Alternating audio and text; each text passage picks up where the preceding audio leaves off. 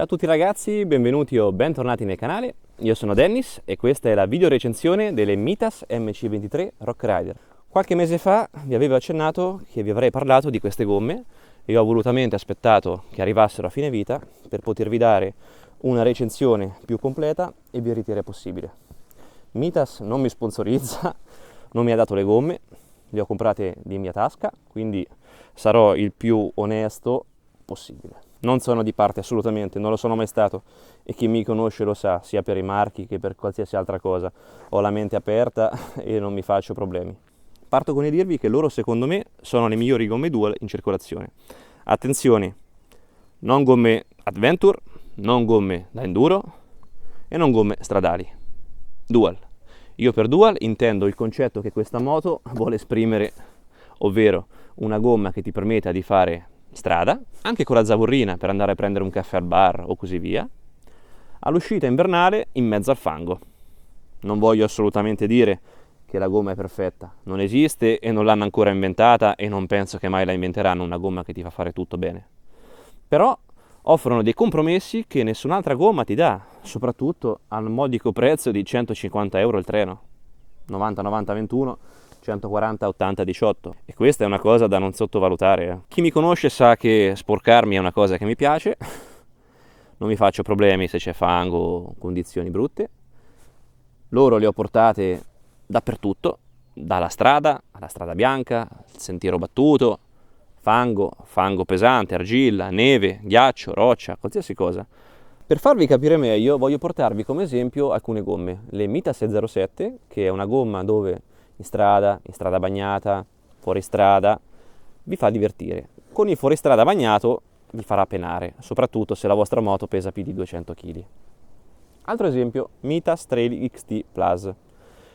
Gomma che in strada va bene, strada bagnata bisogna calare un po' il gas, tanto il gas, in fuoristrada va bene in qualsiasi condizione. Come vedete manca sempre un tassello per la gomma che vi dà il compromesso completo.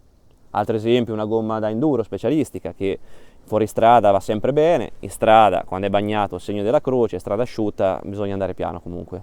Gomma più stradale ovviamente, strada perfetta e fuori strada uno schifo, ovviamente. Mitas MC23. Allora, se guardate la mia sezione video dal rally delle Marche più fangoso di sempre fino all'ultimo video di oggi, tutti i video sono stati girati con queste gomme. E il rally delle Marche è stato un test incredibile per queste gomme perché ci sono state molte condizioni difficili. Strada bagnata, ha piovuto sempre dal giorno prima fino al giorno dopo. In tutta Italia ci sono stati alluvioni, allagamenti, un disastro. E anche noi abbiamo trovato condizioni assurde. Strade bagnate, fango a quintali. In strada con il bagnato se la cavano bene. Sono un pelo inferiori alle Mitas 07, ma visto il tassello è una cosa incredibile questa.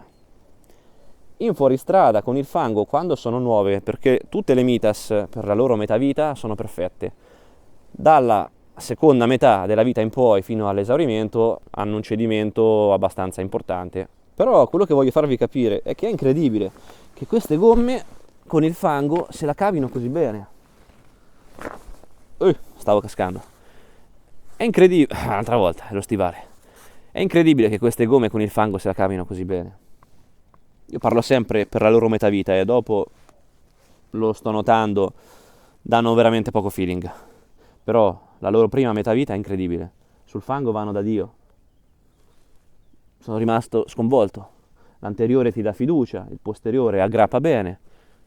Ovviamente se fate sentieri tecnici non potete pretendere di avere la stessa sicurezza che vi dà una gomma da enduro, quello è scontato.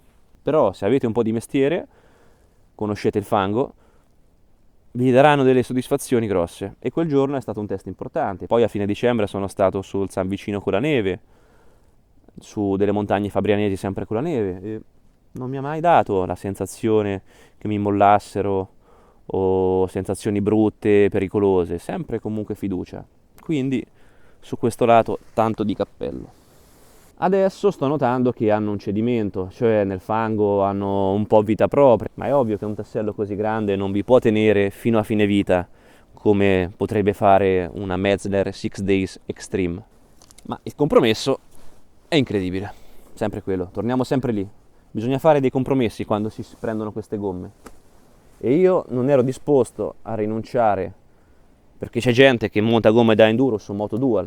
Io sono contrario, sinceramente, perché l'ho fatto anche io, però su una moto come il C90, che è un motard enduristico, non ero pronto a rinunciare al lato stradale, perché in strada è divertentissima questa moto, e una gomma da enduro in strada ti fa andare piano, cosa che non volevo fare. Quindi qui ho trovato una quadra. Le rimonterei? Penso proprio di sì. Anche in inverno probabilmente. Stavo valutando le Michelin Tracker per il prossimo inverno, ma ci ricolleghiamo sempre al discorso di prima. Le Tracker sono più fuoristradistiche, in strada vanno bene, però sul bagnato bisogna comunque starci attenti. Loro ti danno più spensieratezza quando piove sulla strada. E in fuoristrada, per la loro metà vita, vanno benissimo. Quindi forse le ricomprerò anche prossimo inverno, però è tutto da vedere. Tante cose cambiano, mi prende il matto che mi voglio sporcare un po' di più, voglio andare in mezzo ai boschi a complicarmi la vita, allora lì monterò una gomma più estrema, non queste ovviamente. Se siete interessati a comprarle al prezzo migliore del web, vi lascio il contatto di una persona fidata che vende online e ai prezzi migliori del web, William Mascani, link in descrizione, contattatelo e vi farà il miglior prezzo possibile, tutto sicuro, garantito, garantisco io per lui. Ma comunque ha tante recensioni e non c'è bisogno che ve lo dica io, lo potete constatare voi stessi. Detto ciò, nel prossimo video vi parlerò delle modifiche fatte al C90, il completo della Leo Vince, con filtro aria, centralina, dovrò togliere anche il SAS canister e la VAP più avanti, col tagliando, e poi una volta tolti anche quelli vi farò una recensione della moto a oggi, come va, come non va. Ne sono follemente innamorato, la ricomprerei altre 1000 volte, è perfetta, l'adoro questa moto. Ogni giro che faccio dico sempre che cazzo di moto hanno fatto, perché è incredibile. Io spero che questo video vi sia piaciuto, se così fosse mettete mi piace e iscrivetevi al canale, così da non perdervi i prossimi video.